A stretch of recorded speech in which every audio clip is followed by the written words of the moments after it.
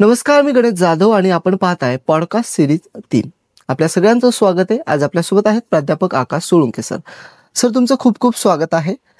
खरं तर सर, आज आपण सरांसोबत अशा विषयावरती बोलणार आहोत जसं की नीट, JEE, CET या परीक्षांचा विद्यार्थी अभ्यास करत असतात आणि अभ्यास करत असताना स्वतःचं फिटनेस किती महत्त्वाचं आहे आणि फिटनेस कसं सांभाळायला हवंय विद्यार्थ्यांनी, यावरती आपण सरांशी बोलणार आहोत. खरं तर सर, पहिल्या प्रश्नाकडे येत असताना आपल्या करिअरमध्ये शारीरिक फिटनेस हे विद्यार्थ्यांसाठी किती महत्त्वाचं आहे यावरती काय सांगाल? सर्वात महत्वाचं आहे. कारण आपण जर शारीरिकदृष्ट्या फिट राहू तर आपण मेंटली पण फिट राहू. त्यामुळे तितकंच महत्वाचं आहे, जेवढं शारीरिक फिटनेस जेवढं मेंटल फिटनेस महत्वाचं आहे तितकंच शारीरिक फिटनेस सुद्धा महत्वाचं आहे ऍक्च्युली. आणि आपलं शरीर फिट तर मन फिट, मन फिट तर आपली बुद्धी फिट. बरोबर आहे. सर, अभ्यास आणि फिटनेस यांचा एकमेकांशी काय संबंध आहे? यस, एकदम परफेक्ट. अभ्यास आणि फिटनेस याचा काय संबंध आहे? याचा सर्वात महत्वाचा संबंध आहे. कारण जोपर्यंत आपण शारीरिकदृष्ट्या फिट राहत नाही तोपर्यंत आपण आपलं कॉन्सन्ट्रेशन चांगलं राहत नाही, पहिली गोष्ट.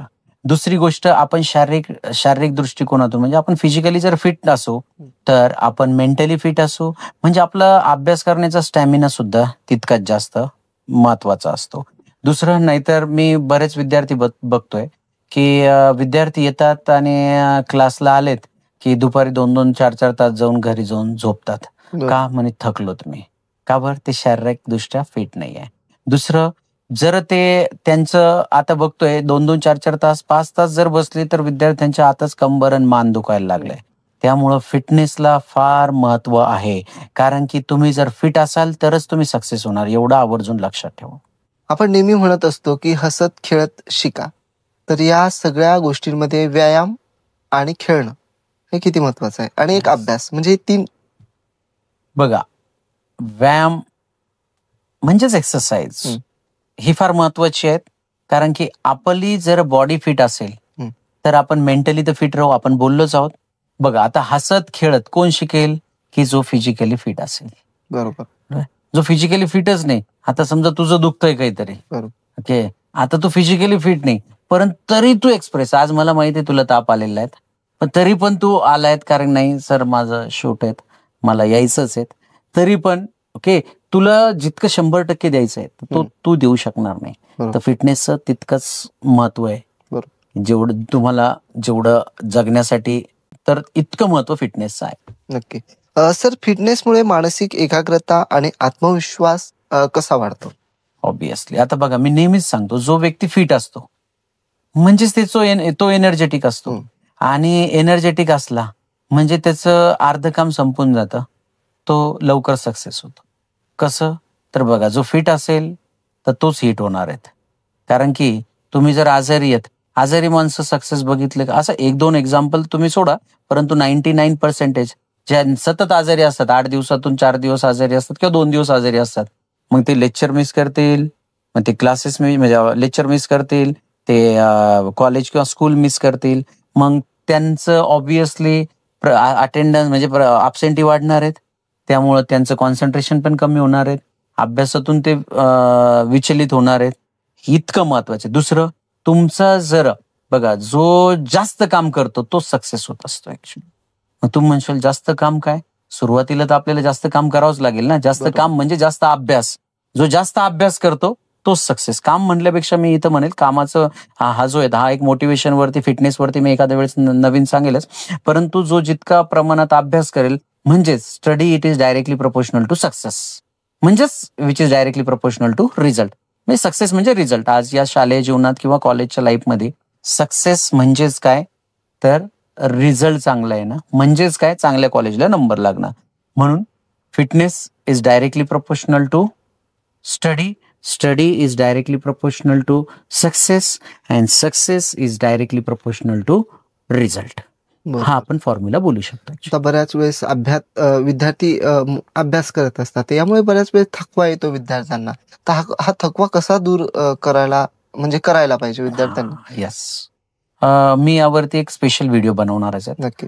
की बघा, आपण जेव्हा अभ्यासाला बसतो ना, तर सुरुवातीचे आपण लहानपणी पण बघितलं असेल की सुरुवातीचं टॉपिकचे काही पेजेस आहे ना, अर्धा पेजेस किंवा अर्धा टॉपिक फार छान समजतो आणि नंतरचा टॉपिक समजतच नाही किंवा समजायला म्हटल्यापेक्षा तो लक्षात राहत नाही. तर त्याचं कारण काय माहितीये का, आपण अभ्यास करताना ना एक कॉन्सन्ट्रेशन लेवल असते.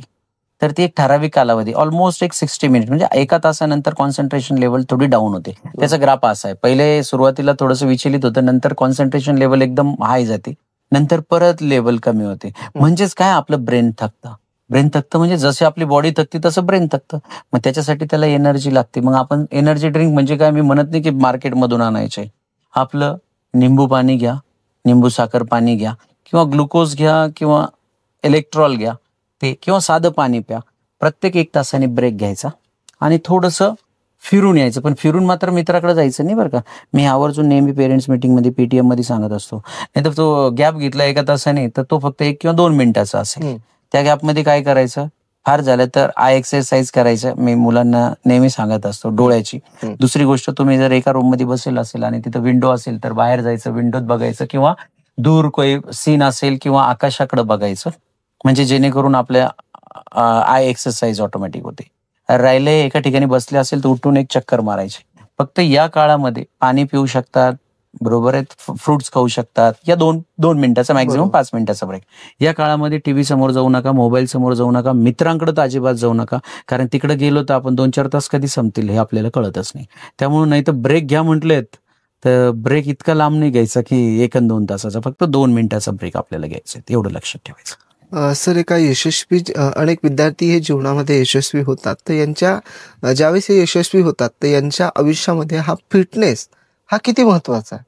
फार महत्वाचं आहे. बघा, आता यशस्वीवरनं एक विषय आठवला मला की असं यशस्वी होण्यासाठी म्हणजे सक्सेस होण्यासाठी असं काही फॉर्म्युला नाही आहेत. असं काही आहे का की म्हणजे A+B whole square is equal to काय येतं, बरोबर आहे. मग आता मला जर का सपोज सक्सेस व्हायचंय, मग मी हे केलं म्हणजे सक्सेस होणार, असं काही फॉर्म्युला आहे का? It's a trial and error base, बरोबर आहे.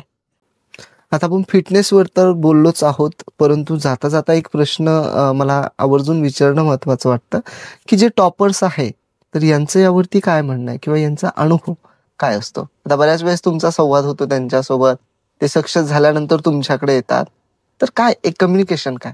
आता जनरली जर आपण बघितलं तर टॉपर्स म्हणजे नीट, JEE चे टॉपर्स हे फार रिअरली ग्राउंडवरती खेळायला जातात, बरोबर आहे. मग त्यांच्याकडे एक दुसरं ऑप्शन असतं की ते घरी बसून एकतर योगा प्राणायाम करतात, नाहीतर मेडिटेशन करतात, किंवा त्यांच्या आयुष्यामध्ये एक छोटंसं स्पोर्ट्स असतो की जो इंडोअर म्हणजे बॅडमिंटन किंवा XYZ जो पण स्पोर्ट्स असेल ते आठवड्यातले 2-4 दिवस का होत नाही तिथे जातात. कारण की एखादा स्पोर्ट्स आहे ना, आपल्याला फोकस करत असतो ऍक्च्युली.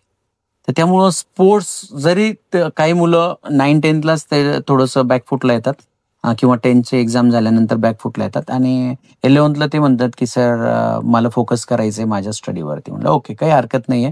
ते आताचा तो जो मी अनुभव सांगतोय तो, मग त्यासाठी त्यांना अल्टरनेट मी त्यांना नेहमी सांगतो योगा, प्राणायाम.